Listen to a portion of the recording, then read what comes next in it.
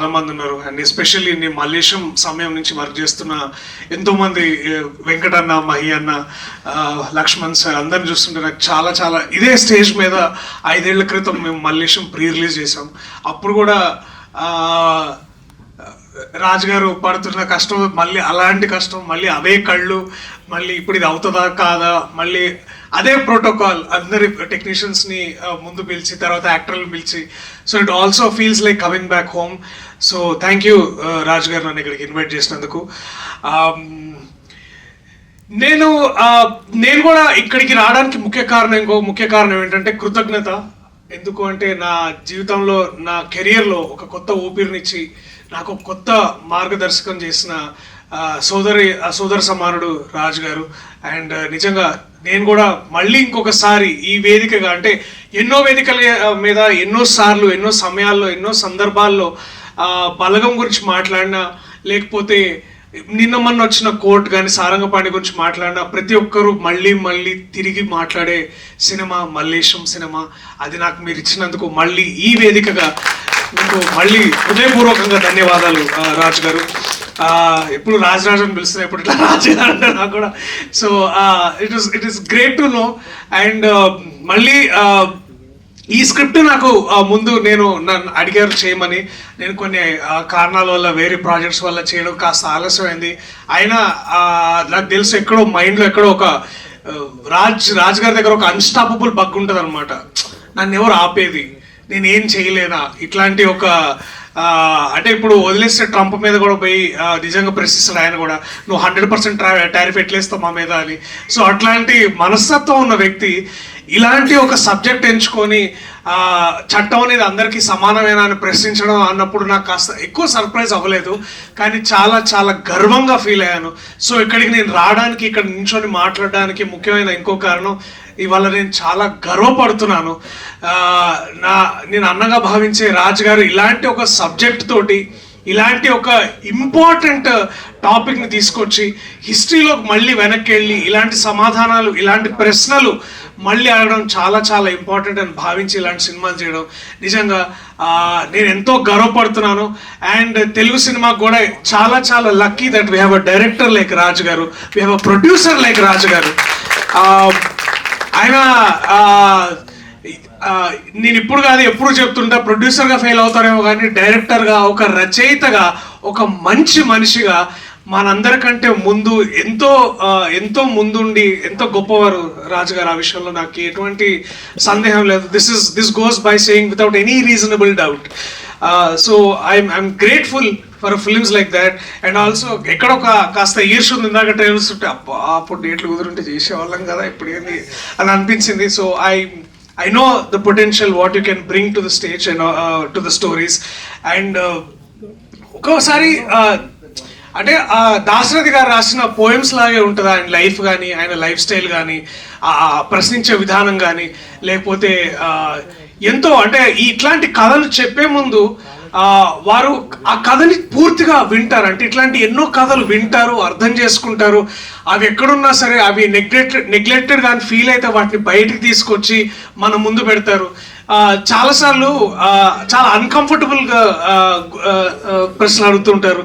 And ఆ విషయం maybe ఆ డిస్కషన్ అక్కడికి ఆగిపోద్దాము, కానీ ఆ ప్రశ్న మనలో బయలుదేరుతుంది.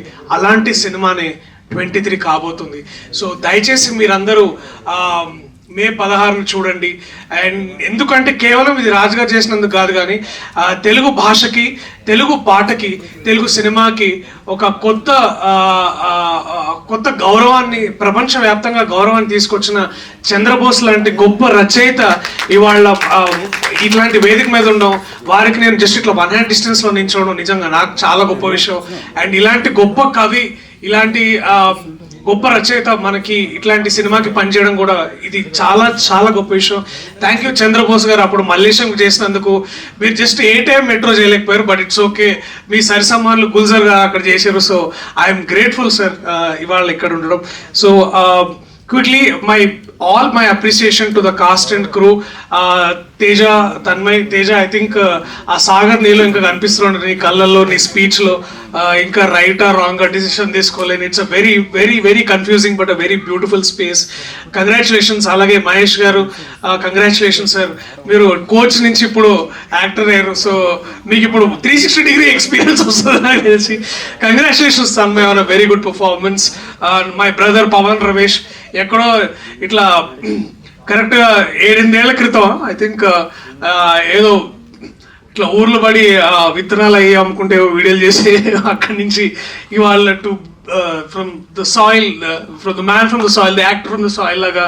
అలాగే Bharath Srinivas, Vyas, of course my favourite Bhasha garu రంగస్థల నటుడుగా. అలాగే ఇవాళ సినిమాకి వారు ఇట్లా ట్రాన్స్జెండ్ వస్తుంటే thank you sir for doing this service to cinema also. Thank you so much. And also my dear friends Praneeth and again Venkatanna. నువ్వు అప్పుడు చెప్పినావు ఈ సినిమా అరుగులు చేయరా దర్శన్ బాగుంటుందని, బట్ థ్యాంక్స్ అన్న అప్పుడు చెప్పినావు, సారీ నేను చేయనందుకు. అలాగే మహి అన్న, to everybody in this team, Sripal, Kiran, it feels like మళ్ళీ ఒకసారి పోచంపల్లి పోదాం, మళ్ళా చెట్టు కింద కూర్చుందాం, మళ్ళా కుండ దింపుదాం, మళ్ళా కళ్ళు తాగుదాం. ఈసారి మనం 23 గురించి మాట్లాడుకుందాం. అండ్ ఇలాంటి సినిమా, ఇలాంటి కథలు, ఇలాంటి చిత్రాలు, ఇలాంటి ప్రశ్నలు అడగాలంటే అడగాల్సిన బాధ్యత ఆ కళాకారులుగా మాకెంతుందో, ఒక దర్శకుడుగా తనకెంతుందో, ఇలాంటి చిత్రాలు చూసి వీటిని ముందుకు నడిపించి సక్సెస్ఫుల్ పాదంలో నడిపించే బాధ్యత ప్రేక్షకులు కూడా కొంత ఉంది. సో దయచేసి మే 16వ తారీఖు మీరు ఎక్కడన్నా మీ వీలు కుదిరిన దగ్గరలోని థియేటర్స్లో దయచేసి సినిమా చూడండి. ఇవాళ నేను ఇక్కడ సగర్వంగా నిలబడి మీకు ఎన్నో చిత్రాలు అందించే సౌభాగ్యం నాకు ఎలా కలిగిందో, రేపు తేజకో, తన్మయ్కో, పవన్కో, ఇలాంటి ఎంతోమంది నటులకి, రాజ్ గారు లాంటి ఎంతోమంది దర్శకులకి, చంద్రబోస్ గారు లాంటి వాళ్ళు ఎంతోమంది ముందుకొచ్చి నడిపిస్తారనే హోప్ మాలో కలుగుతుంది. So give us that hope on May 16. Thank you so much. I love you all. 23 is coming to your nearest theaters on May 16th. Thank you. Please watch it only in theatres. ఆ తర్వాత ఓటీటీలో మళ్ళీ వచ్చినప్పుడు మళ్ళీ ఒకసారి దాన్ని చూసి ఆ డిస్కషన్ మళ్ళీ పెట్టుకోండి. Okay, thank you so much అందరికి. Thank you. అందరూ మనసు లోతుల్లోంచి మాట్లాడినట్టుగా అనిపించింది. ఎవరు కూడా ముందు అనుకోరు కాదు, అప్పటికప్పుడు వాళ్ళ మనసులో ఏమనిపించిందో చాలా చక్కగా చెప్పారు. అంటే గట్టిగా మాట్లాడితే గాలిలో మనకు కనబడని సూక్ష్మక్రిములు కూడా గాయమవుతాయేమో అని చెప్పేసి అంత నెమ్మదిగా, అంత సున్నితంగా మాట్లాడతారు రాజు గారు. ఒక వ్యక్తిగా ఆయన హృదయం వెన్న, కానీ దర్శకుడిగా ఆయన హృదయం వజ్రం. ఒక దృఢ సంకల్పం, ఉక్కు సంకల్పంతో సినిమా చేస్తారు. నేను ఎప్పుడు నమ్మేది ఏంటంటే నిజాయితీ అనేది పైనుండి కిందికి ప్రవహిస్తుంది జలపాతంలాగా. నిజాయితీ ఆయన 100 పాళ్ళు నిలువెత్తు నిజాయితీ ఆయన రాజుగారు. ఆ నిజాయితీ, ఆ నిజం అంతా కూడా కళాకారుల్లోనూ, నటీనటుల్లోనూ, సాంకేతిక నిపుణుల్లోనూ కూడా ప్రవహించి అందరూ నిజాయితీగా పనిచేశారు ఈ సినిమాకి. నేను సినిమా చూసిన తర్వాత పాటలు రాయడం కోసం వచ్చినప్పుడు 2.5 గంటలు సినిమా చూసిన తర్వాత ఏం పాటలు రాయాలి, ఎలా రాయాలని ఆలోచించకుండా ఈ సినిమాని ఎవరికి చెప్పాలి, ఏ పెద్ద సంస్థలకు చెప్పాలి, ఈ సినిమా బయటికి ఎలా తీసుకెళ్ళాలి, ఎలా ప్రజలకు చేరువ చేసే ఆ క్రమంలో నేను ఎలా సహాయపడాలని అదే ఆలోచిస్తున్నాను చాలాసేపు. దీన్ని ఎలా బయటికి రాబట్టాలి బయటికి అని చెప్పేసి చాలాసేపు ఆలోచించి తర్వాత కొన్ని రోజులకు మళ్ళీ పాటలు రాశాను. ఈ సినిమాకి పాటలు రాస్తున్నప్పుడు నాకు ఎదురైన ఒక సంఘటన చెప్తాను. ఏంటంటే ఈ సినిమాకి ఒక సందర్భంలో రాబిన్ ఒక ట్యూన్ చేసి, అప్పటికే ఆర్కెస్ట్రా చేసి నాకు ట్యూన్ ఇచ్చారు.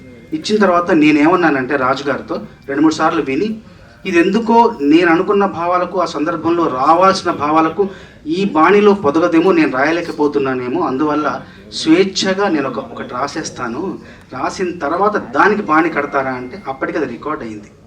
దాన్ని అంతా పక్కన పెట్టి మళ్ళీ కొత్త పాట, కొత్త సాహిత్యానికి మళ్ళీ బాణి కట్టే అవకాశం కోసం నేను అడిగినప్పుడు వెనకాడకుండా మీరు రాయండి, మేము బాణి చేస్తామన్నారు.